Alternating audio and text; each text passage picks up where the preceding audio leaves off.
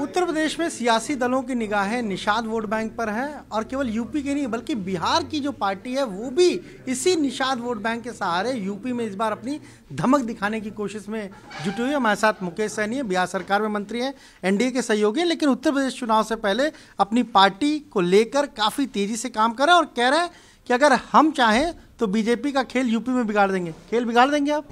नहीं, हम नहीं, हमारा निषाद समाज चाह रहा है कि खेल बिगाड़ दे, क्योंकि उनसे बरसों से लड़ाई है कि निषाद को आरक्षण हो। और 17 तारीख को देखेंगे किस तरीके से निषाद पूरे प्रदेश से आए और एक उम्मीद था कि हमारा आरक्षण का घोषणा होगा, लेकिन गृह मंत्री श्री अमित शाह जी ने घोषणा नहीं किए, जबकि उनको बुलाया गया कि आपका आरक्षण का बात होगा और आरक्षण घोषणा किया जाएगा। तो बिहार उत्तर प्रदेश में निषाद काफ़ी नाराज है और उसने एक नारा दे दिया कि आरक्षण नहीं तो वोट नहीं। तो पूरे उत्तर प्रदेश में हर एक निषाद का बेटा, मल्लाह का बेटा जो निषाद के लिए सोचता है, वो आज की तारीख में कहीं ना कहीं बीजेपी से खपा है। तो इसके लिए बीजेपी को सोचना चाहिए, केंद्र सरकार को सोचना चाहिए और समय रहते हुए आरक्षण लागू कर दे। अगर आरक्षण नहीं लागू करेंगे तो निश्चित तौर पे बहुत बड़ा नुकसान उनका होगा।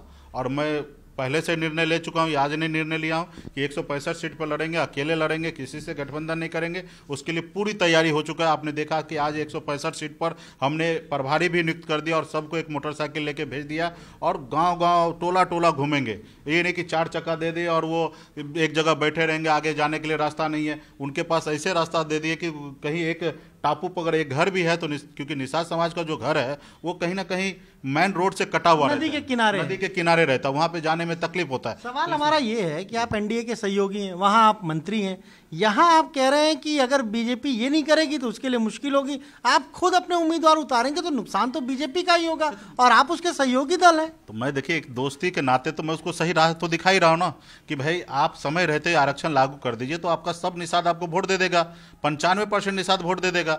अगर आरक्षण नहीं लागू कीजिएगा तो 15% भी निषाद वोट नहीं देगा। तो आपके पास 80% नुकसान हो रहा है निषाद वोट। तो समय रहते आरक्षण लागू कर दीजिए और आरक्षण लागू कर दीजिएगा तो मैं भी चुनाव नहीं लड़ूंगा।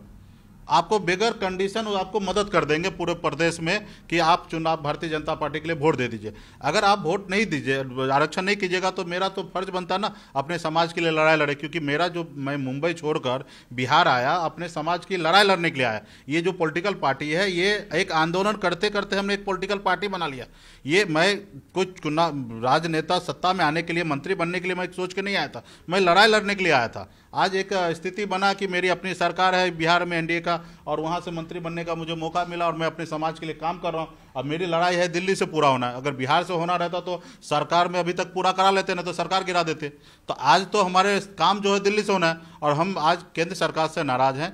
2014 से लगातार हम उनके संपर्क में रहे हैं और उन्होंने हर बार वादा किया कि हम समय रहते हुए आरक्षण करेंगे, लेकिन अभी तक पूरा नहीं हुआ। लेकिन निषाद आरक्षण की बात, इसी का बीड़ा तो संजय निषाद ने उठाया है। वो तो एमएलसी भी बन गए हैं, वो तो बार बार कह रहे हैं कि हम भी यही मांग कर रहे हैं, आप भी यही मांग कर रहे हैं। बात है ना, तो वो मांग करे, आप पूरा करा दे, चाहे वो पूरा करा दे, हम पूरा करा दे। ये देखिए, ये निषाद का आरक्षण का जो लड़ाई है पूरा संपूर्ण भारत के निषाद लड़ रहे हैं। कोई एक व्यक्ति मुकेश सहनी या डॉक्टर संजय नहीं लड़ रहा है। हाँ, हम लोग अगुआ हैं, तो हम लोग अगुआ हैं तो ठीक है, आप दिलाइए। उत्तर प्रदेश में आप बड़ा भाई है, बड़ा प्रदेश है, मैं तो पहले से मानता हूं, उम्र में भी बड़े हैं, बड़ा प्रदेश है, आप बड़ा भाई हैं। इसलिए मैं यहाँ पे आया हूं कि यहाँ के निषाद को अपने साथ लेंगे। बिहार के निषाद मेरे साथ है, झारखंड के निषाद को साथ लेंगे, एक बड़ी ताकत बनाएंगे जो 2024 में बड़े केंद्र सरकार से लड़ाई लड़ेंगे और अपनी ताकत बना के दिल्ली तक पहुँचना है। और उत्तर प्रदेश से रास्ता आसान हो जाता है दिल्ली पहुँचने के लिए। इसलिए हम यहाँ पे आए बड़े भाई लोगों को सहयोग लेने के लिए, क्योंकि यहाँ पे जो डॉक्टर संजय निषाद जी हैं वो पार्टी नहीं चला रहे, वो परिवार चला रहे हैं। आपने देखा 2017-18 में एक टिकट पे समाजवादी पार्टी को समर्थन देके बेटा को सांसद बना लिए। 19 में लड़ाई लड़ना था, आपने एक टिकट पे बीजेपी का सांसद अपने बेटा को बना दिए। जब पार्टी रहते हुए आप उसका सांसद कैसे बना लीजिएगा? मेरे पास बिहार में अपनी पार्टी रहते हुए हमने यूपीए के साथ गठबंधन किया 3 सीट पर, तीनों हार गए। हमको 2 सीट बीजेपी दे रहा था, हमने नहीं लिया क्योंकि हमारी लड़ाई था। तो हम आज वहाँ पे लड़ाई लड़ रहे थे। 2020 में ऐसी परिस्थिति बना कि हमारे पास सामने से लोग झुक के आए कि हमसे गठबंधन किए, आज बिहार में सत्ता में है। तो हमारा है कि एक जब तक आपके साथ विद्रोह नहीं करेंगे, लड़ाई नहीं लड़ेंगे, तब आप सुनिएगा कैसे। आज भाई किसान भाई ने आंदोलन किया, लोगों को लगा कि इससे हमारा नुकसान होगा, कृषि कानून वापस लिए। तो आप निषाद को फिक्र नहीं कर रहे हैं, तो निषाद का फिक्र कीजिए, नहीं तो निषाद आपको डुबो देगा। जैसे हम निषाद के पास नाव है, हम हर किसी को किनारा लगाते हैं, आप उसके बदले में उतराई देते हैं। और हमारे पूर्वज तो श्री रामचंद्र जी को पार लगाएं, लेकिन हमको उतराई नहीं मिला। तो इस बार निषाद जो है ना, संजय निषाद तो अब फिर पार लगाएगा। पार लगाने के बीच में उतराई नहीं दिया ना तो बीच नदी में डुबाने का काम करेगा। संजय निषाद तो आप पे आरोप लगाते हैं, कहते हैं बैकडोर से आप वहाँ मंत्री बन गए, विधान परिषद के सदस्य बन गए, और आप उनको कहते हैं। अरे अपने दम पे बने हैं, हमारे सहयोग से वहाँ तो मुख्यमंत्री बना है। जाके चुनाव आयोग में देख लें कि किसके सहयोग से वहाँ पे मुख्यमंत्री बने हैं। वो सरकार हमारी है। वो क्या बोल रहे हैं, अभी उनके राजनीतिक ज्ञान ही इतना है तो अभी क्या कह सकते हैं। कहने के लिए गॉड फादर है। आप चुनाव आयोग में जाइए, पूरा देश को पता है कि 4 पार्टी के सहयोग से बिहार में सरकार बना।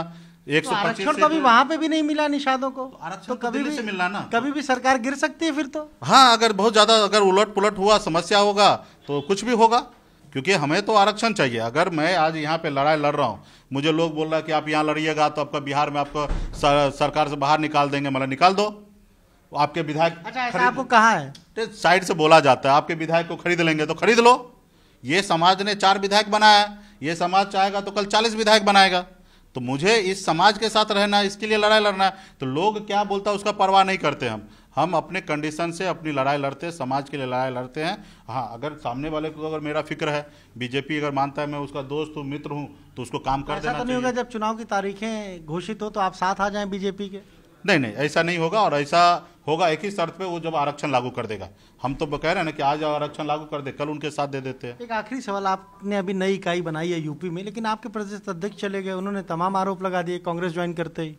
देखिए, कहावत है, अंगूर मिले तो मीठा है, ना मिले तो खट्टा है। तो पार्टी में आए, काम कर रहे थे, अब उनको लगा कि कांग्रेस में जाके उनको नैया पार लगना, तो कांग्रेस चले गए। उसके जगह हमने 4 जोन में प्रदेश को बांट दिया, 4 प्रदेश अध्यक्ष हमने बना दिया। पूर्वांचल में अलग प्रदेश अध्यक्ष बन दिया, बुंदेलखंड में अलग बना दिया, अवध में अलग हमने बना दिया, पश्चिम में अलग बना दिया। 4 प्रदेश अध्यक्ष को जवाबदेही मिल गया। सब जगह अपने अपने तरीके से 165 सीट कैसे लड़ना है, कौन सा सीट पर लड़ना, उसकी तैयारी कर रहे हैं। तो ये आपने सुना, मुकेश सहनी वीआईपी पार्टी के अध्यक्ष साफ तौर पर कह रहे हैं कि उनकी लड़ाई आरक्षण की, और अगर आज केंद्र से आरक्षण मिल जाए तो उत्तर प्रदेश में वो चुनाव नहीं लड़ेंगे, और अगर आरक्षण नहीं मिलेगा तो बिहार सरकार के लिए भी आगे मुश्किल खड़ी कर देंगे। कैमरे से वीरेंद्र के साथ अनुभव शुक्ला, एपी गंगा, लखनऊ।